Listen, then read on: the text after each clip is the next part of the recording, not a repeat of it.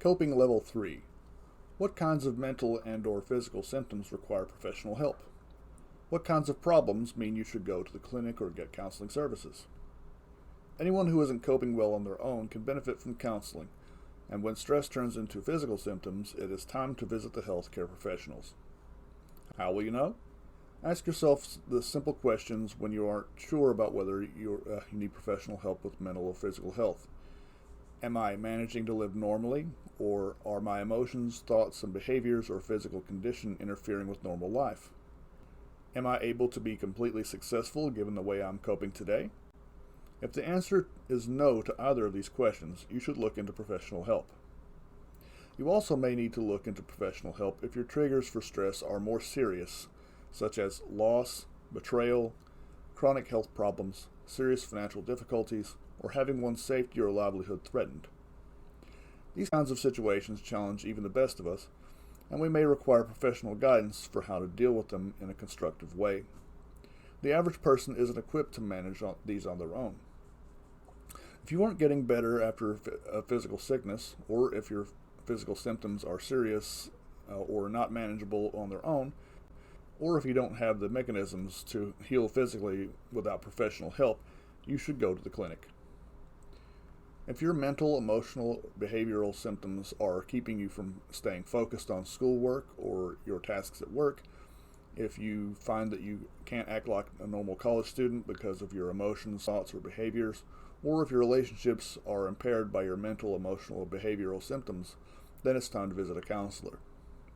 Common mental health examples for seeking a professional help are depression, anxiety, addiction, trauma, reactions after serious negative events, relationship problems, and so on. Common physical health examples for seeking professional help are gastrointestinal problems, asthma, diabetes, influenza, allergies, hives, and so on. Also, make sure to include preventative care. Flu shots, hepatitis A shots, condoms, pap tests, prostate exams, and so on can be things that you should take care of with a professional. Stress and drug use. Talking to a doctor about medical treatments to deal with stress can be helpful. Attempting to relieve stress by misusing prescription drugs or using substances like alcohol, tobacco, cannabis, or other drugs may actually make it harder to cope. Substance use can affect the brain and body in the same way stress does. For example, some drugs increase heart rate and anxiety, which causes the body's stress response to increase, not decrease. Even drugs like alcohol that appear to alleviate stress in the short term increases the body's stress response rate over time. People who are stressed are also at a higher risk for developing addiction. Chronic stress. Ongoing or chronic stress does not allow the body's stress hormones to return to their normal levels.